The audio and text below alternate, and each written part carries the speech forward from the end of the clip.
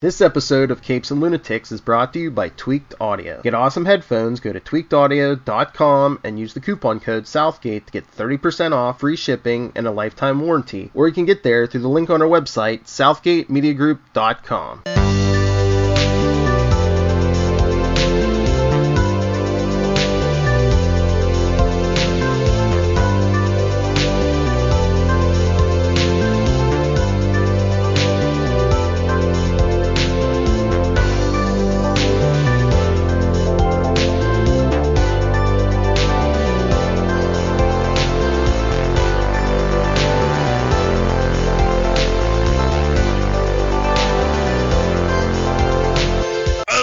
Me hearties, and welcome once again to Full Stream Ahead.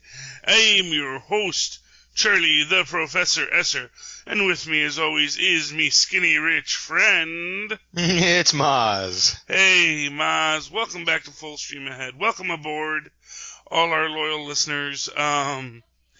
We are in between. We just wrapped up the Mandalorian previously, and now we are doing our little post, our little aperitif of a Black Mirror episode before going on to our next big show. Which we agreed that it's going to be the Hunters, Mozz? The Hunters? I'm with that. That looks really interesting. I've been dying to check that out. So that'd be really fun. So that's perfect because that actually premieres tomorrow when we're recording. Ooh, most excellent. Yes. So tonight's episode of Black Mirror, Season 4, Episode 1, USS Callister. One of the best. It was very good. Captain Robert Daly presides over his crew with wisdom and courage. But a new recruit will soon discover nothing on this spaceship is what it seems. Toby Haynes is our director. Our writers this week are Charlie Booker and William Bridges. And let's get one more credit out of this. And Charlie Booker gets the credit by William Bridges, and Charlie Booker both got the written by for this. Jesse Plemons is our Robert Daly. And Kristen Milotti is our Nanette Cole. And this is crazy, man. This is just a crazy episode. So, when we open it up, obviously, it's in the real world. We see Robert Daly, Well, no, we open up, we get that little heroic scene right off the bat with that's right. Captain Daly besting his nemesis after giving him a half-hearted attempt at mercy and blowing him up anyway. To the cheers and applause of his crew. Yeah, that's correct. I'm sorry, yes. And so we get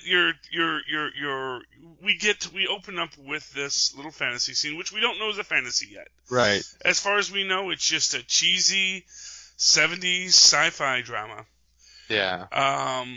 But then we see in the next scene, we see our Captain McAllister, or sorry, the captain of Captain Daly of the Callister, on the elevator at Callister Incorporated. Where he is our CTO, Chief Technical Officer. And not very appreciated for his talents and for his contributions. Yes. But, it's an interesting question here. What this man really is deserving of any kind of respect. And it's your chicken and the egg question here. Yeah.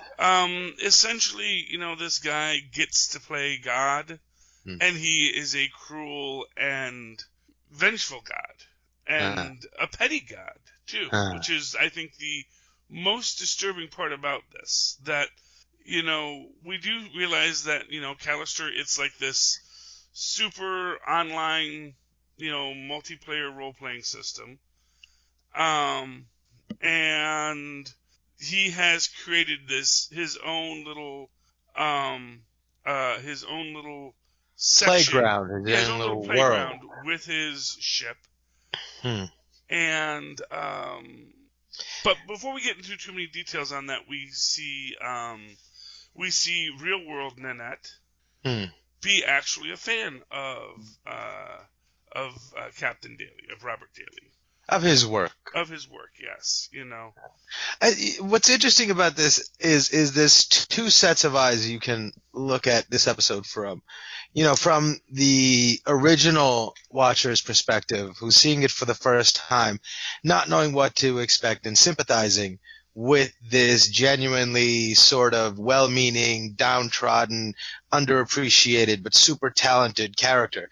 But the second time you watch it, it's a whole different lens that you see it from, because you see her walking up to the predator in its den, and yeah. And it's a very different perspective you can take on looking at him as a monster, because I think he already originally is a monster. Oh yeah, well, and we get that as they're discussing the other people that have been brought into the simulation. You know, the other people that have been turned into monsters. Yeah. That have, and you know, of course, along those same lines, even the crew in their own way are quote unquote monsters, because they're all smooth down there. Yeah.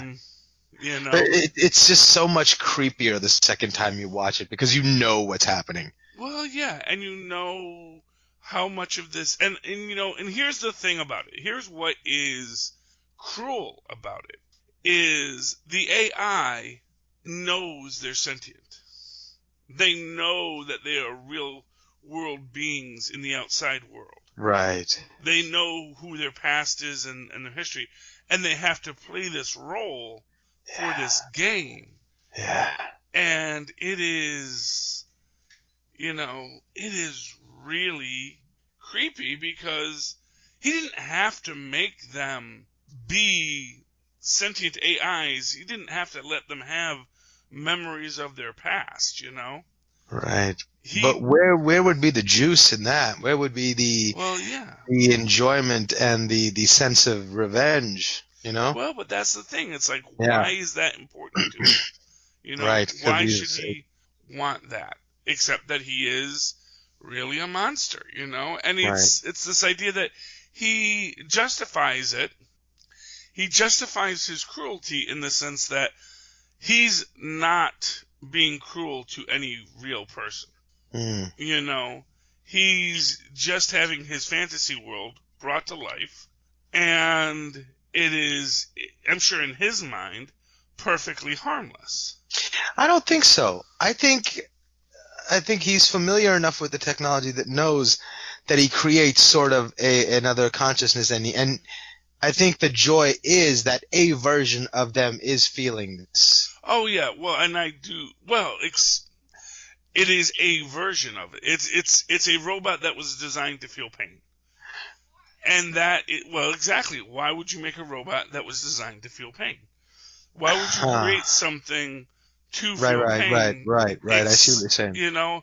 Yeah. And in his own way, he's like, it's just images. It's just basically, I'm sure he sleeps at night saying, hey, I could be, he's probably sitting there saying, I could be, Harvey Weinstein, I could be making people, because, for what it's worth, Callister's obviously a major corporation. He is clearly central to it. He has fangirls, because we see that with Nanette, so we can assume she's not the first fangirl. Right. Although, obviously, maybe she is the first time we realized he had fangirls, because, it seems everyone else there isn't necessarily, anyone that he had a crush on per se, so much as just people around the office who had slights. Although those slights may well have been, were not, sufficiently interested in me.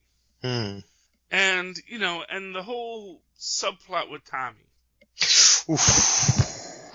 Which is, and again, it's this idea that and see that's a really interesting point, because he could have just programmed him to be subservient. Mm-hmm. But no, he had to do the work to break him. So it's more than just a robot, you know. I mean, I guess what I'm trying to figure is where that line is, or what makes it more, or what makes it worse of him to do it. But that's a really great point, where you can sort of ask that question. Yeah, and you know, like I said, I just don't think that this guy, you know, like I said, I think that's how he moralizes it. He moralizes it that I'm not a predator. You know, these are just, you know, this is just my fantasy. And so it's like, and to give you an example, it's like if you were writing, you know, erotica about people you knew, you know, and, you know, people do, and they do write these very dark and twisted eroticas about people they know, or they base stuff on people they know, or people have dark and twisted fantasy lives. But when it's your fantasy life, no matter how cruel you are, it is never it doesn't go on outside your head, you know. And in this situation, he's found a way to make his fantasy real enough that the creatures he's created in this simulation know that they do not want to be there. And that is, you know, that's the difference, is that, most video game characters don't even know they're video game characters. Right. Tristan, what? Kind of like robots. It's kind of like erasing the memory of a droid, but then taking it on adventures that soon it'll forget. Yeah, well, I mean, and that, of course, goes to the basic moral issues within the Republic, you know, and the fact that the Republic and the Empire were both very cruel in how they treated beings that they saw as lesser, you know, whether they be droids or, as we said in the Mandalorian Quill, you know, the Empire didn't exist for 4 human lifetimes. So he was a slave under the Republic. And that is the thing that people maybe shy away from. But, you know, the cruelty of these fantasy worlds often get overlooked because, you know, it's, you know, like a Star Trek world, you know, which is essentially about, you know, a bunch of Earth colonists going around screwing up cultures, you know, really. Despite what they may say about the Prime Directive, it's really about them going in and you know, making their own interference in the world at large. So I think that, you know, that's a quality to it, and that's why, of course, he's drawn to it, because he's drawn to that power fantasy of being the mighty starship captain, you know, saying this is how things go, you know. I wonder if there's something to be said for like using that technology to placate the really sick people. You know, well, I mean, it's certainly an interesting theory, you know. Although, is it placation or is it feeding into it? You know, I mean, when you think about because, I mean, I guess his argument is I do it in there so I don't have to do it out here, you know, right? Well, but he probably would never do it in the real world anyway.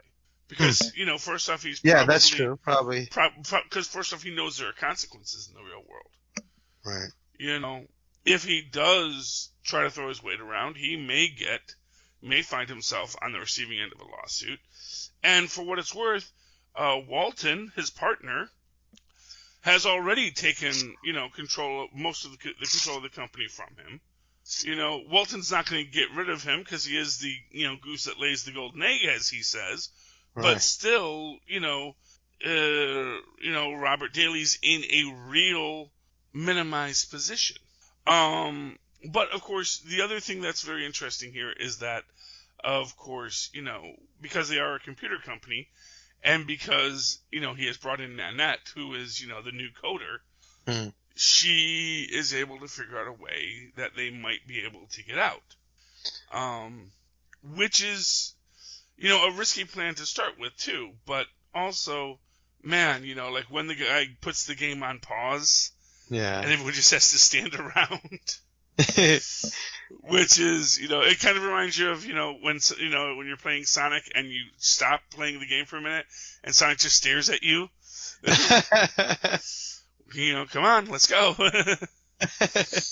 Yeah, but, and you have Nanette trying, which of course is kind of funny in its own way, Nanette trying to seduce the captain when she knows that they don't have genitals. So clearly that's not what this guy wanted to have happen in this universe. Right, but I think it was also just to be with her in that way. Her allowing him to be with her in that way was, I think, enough of a of a beckoning thing that it short-circuited his logical thinking. Yeah. And of course, the idea that, he has gotten, he's basically scanning people's genetic samples. And, I'm sure that there's a whole bunch of big, empty holes in the plot. Like, okay, so you can recreate them perfectly, but how do you get their memories and minds in there? Right, which is what leads to this being somewhat more of a reconstructed version of a person that carries that history.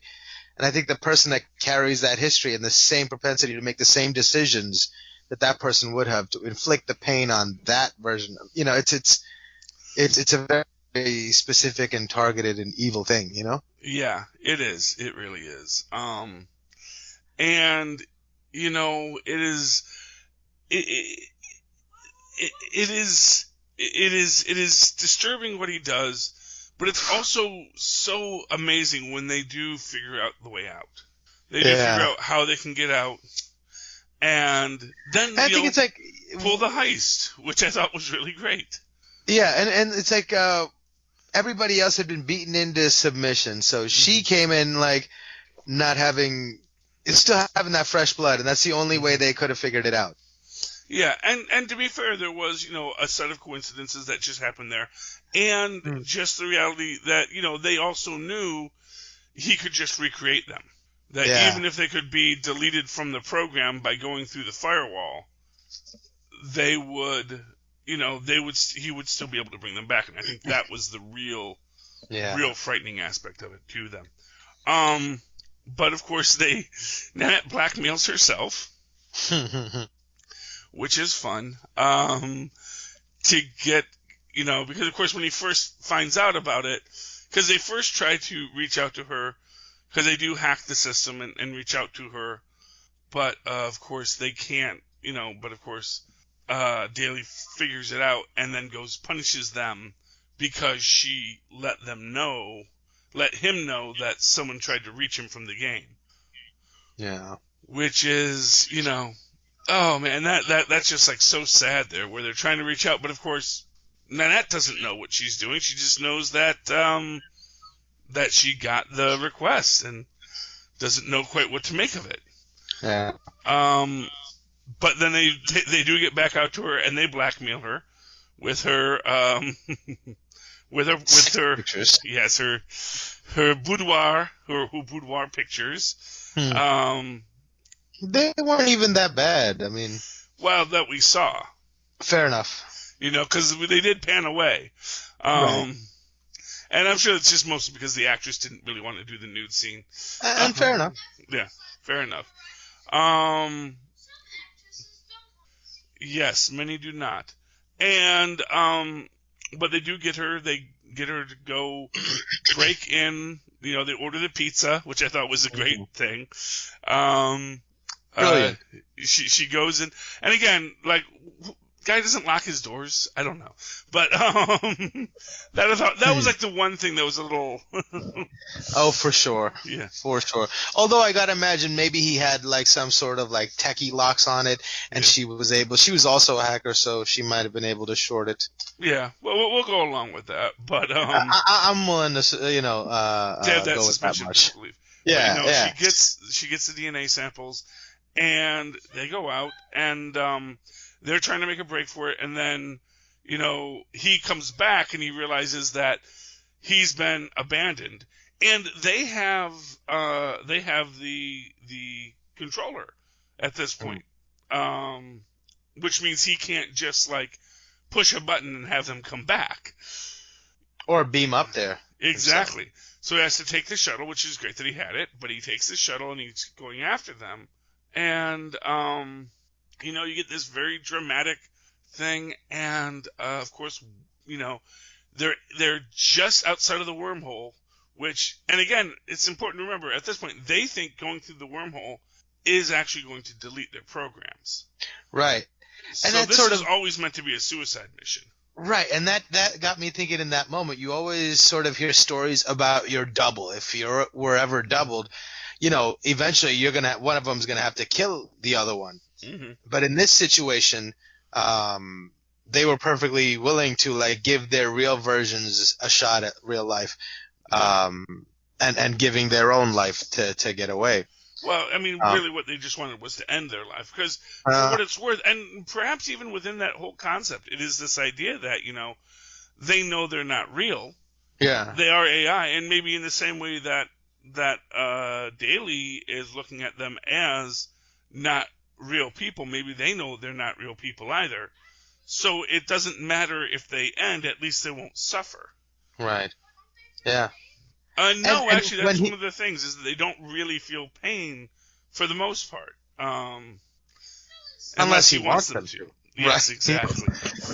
Right, and the other thing I thought was when he turned her into that bug creature for trying to save Cole, and says, find a planet to dump her on, I was like, wait a second, that sounds like, you know, at least a better life than you're having on board the Callister, right? I was like, turn me into, I don't know, I would be like, just to get away from him and, like, the constant stress and threat, like, I'll just go be an animal on this cool planet. I bet you unless it's like a dead planet and there's nothing there. Yeah. Maybe there's other creatures there, I don't know. I thought that would be probably a much better fate. Yeah, well, you know, I mean, I guess, you know, in ceasing to be human, it's not that enjoyable. And to be fair, it seemed like she still had her consciousness, though. Well, no, right? but that's sort of the problem, right. too. But is the body that it's not like yeah. that really breaks you out of it. Because, as we saw, the girl from HR, she got turned into a bug, and she still has to come back to be a bug monster in the adventures. Oh, right, but I feel like not all the time. You know, once every 3 weeks, we're going to do the bug episode today. You know, it's like, all right, get it, but the rest of the time you just chill on a planet, you know. Yeah, well, you know, I think there's the possibility that this guy's in here a lot, you know? Yeah. So it might not, like, it's like, I think, that's the thing, I think if it was like weeks at a time that they were just on the ship, it might not be so bad just to do the play acting every now and again, but because he is cruel and has been cruel to them for so long, it is, you know, it doesn't seem like a viable option. And to be fair, as we saw, yeah, the bug monster is maybe the best option, but, you know, even then, as we see when he takes away, you know, in classic Charlie X fashion, takes away her mouth and eyes and ears, you know. It's like, there's a lot of really horrible things that he can do to you, so I don't know if I would trust that he's gonna let you enjoy being a bug, as it were. And, you know, within that, they're in their dramatic chase, you know, they have to go through the asteroid field, because of course you do, and, you know, they're going straight through because they have to get there before the patch closes, and, of course, their engines get knocked out. Walton has to go and, manually restart the engines, which, you know, it's an interesting thing, just that idea that, you know, it's going to burn and you won't die and you'll live forever. And it's like, that's fine, you know. He can deal with it. He can deal with it because if it saves everybody else. Also, like right in one of the very first scenes we see him, he's just bashing his head into the panel, and he's going, "Oh yeah, there it is." And, you know, he just wants to feel, so he's kind of a little bit, they were hinting at it even from the beginning, like, he'll be all right, he can deal with it. He's looking to feel something. He feels nothing. Yeah. And I do like this speech he gives there where he's, like, talking to the guy. He's like, look, you know, maybe I was cruel to you and all this kind of stuff in the real world. Says, and I would like to say that, except you killed my son. So F you. And then starts it up and, of course, burns. And they're able to get through. But, of course, then, the other ship. And that's what's interesting, because I guess he couldn't leave because he didn't have the controller, because they took the controller with them. Right, and his controls were rescinded. So as the update was deleted, his little world that he created was also deleted, and his ability or his control permissions were rescinded. So and everything got deleted. So he's just left to stand. Like, what is left for him to exist in? I think the implication is he got his mind wiped. Oh, see, I thought I found it much darker that the whole world around him ceased to be, and that he was still stuck in that chair. Surrounded by nothing. Which maybe is 6 of 1, half a dozen. Although I'd like to think that if he had a situation where he was trapped, I gotta think you could probably take the pod off of his temple. Right, so that's what got me thinking. Otherwise, like, what would be the eventual outcome? So, okay, let's say the thing on his brain would have to run out of batteries, right? Yeah. And technology like that runs out of battery pretty quick. So maybe like in 2 days, it would run out of battery, it would turn off, and he would be out of the game. Yeah. Or if you're going to say that maybe it's the future and it's wirelessly charged, then you could say maybe if, he's this rich guy, his electricity bill is coming out automatically, it would keep it charged and he would stay in that state with nothing around him for as long as his body would be alive. At which point he'd probably just emaciate and starve to death, and then he would die. Yeah, actually he would die of thirst. Fair enough. Yes, absolutely. 7 days and he'd die of thirst. Indeed. Okay, so yeah, I figure. I guess in the worst case scenario, he would have 7 days of that. I mean, it was still insane, but which is it's awful. Like I said, to me, I think he got really his brain got deleted. That was my take on it. But yeah, the idea that he's just floating in blackness is pretty awful too. Basically, there's a lot of awful things that happen to him. Yeah. And I couldn't tell at the very end. Does Walton come out again? Oh yes, in the grand reunion. Yeah. No. Walton's there, and the enemy, the bad guy, is there. Who was complaining about how heavy that gun was. Yeah. They're all returned, and I don't know if we got to see the girl from marketing. No, she was left on the planet. I don't think she got. So she got deleted. Okay. Gotcha. That's sad. Came back, but no, because actually only 2 people came out, so I didn't know if that was Valdek or Walton, because I'm really bad with faces. So no, I specifically remember Walton coming back. Okay, so we're gonna have the ultra happy ending. Everyone got out. Everyone had their skins removed.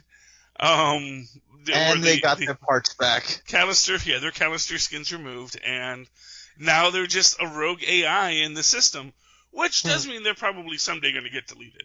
Because you can't just have rogue AI running through the system. Huh. Especially if it's got command protocols. That is like a virus. That is something that is Well, I mean, at least they'd have a little bit longer. Everybody's got to go sometime. Unless they could somehow be an eternal maybe they just got eternal life. Wow. You ever think of that? Yeah, well, as long as the computer simulation runs, That's true. They're like, it's like Moriarty on Next Generation, where they make the little computerized world for him to live in. Yeah. Yeah, that's basically like that. Even if it's not online, the world, they said it was procedurally generated, so it could hypothetically keep going. Like if it was just stored somewhere, if there was electricity and the ability to. Well, that's interesting. Yeah, well, no, I mean they could go, like I said, unless they come off as being rogue code, Right.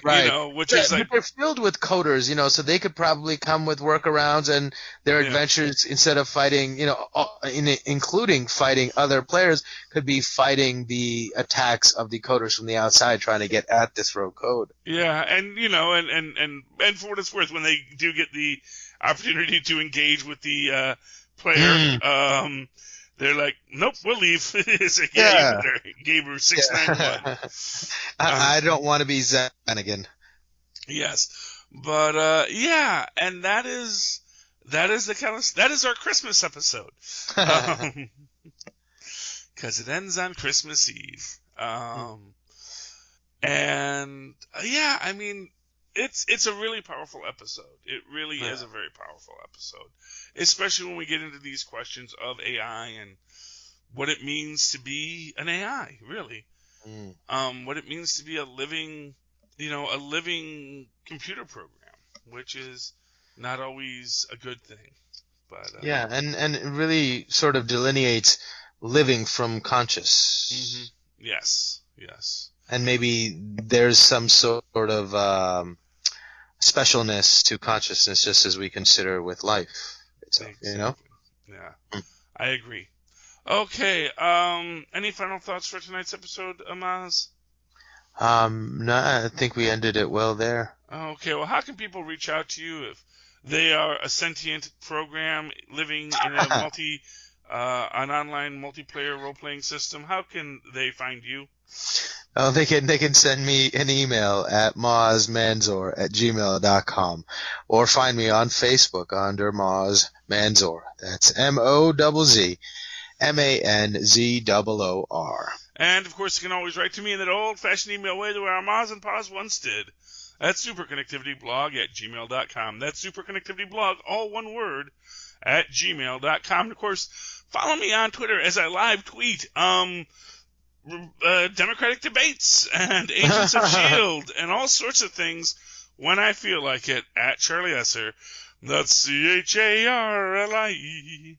Yes, SER. Look for the 2 E's in the middle. For quality. Bing! Thank you, Mozz. Oh, well, dear landlubbers, you have ridden the starry spaceways on the Callister with me and Mozz. Please come again next week when we will once again be flying full stream ahead.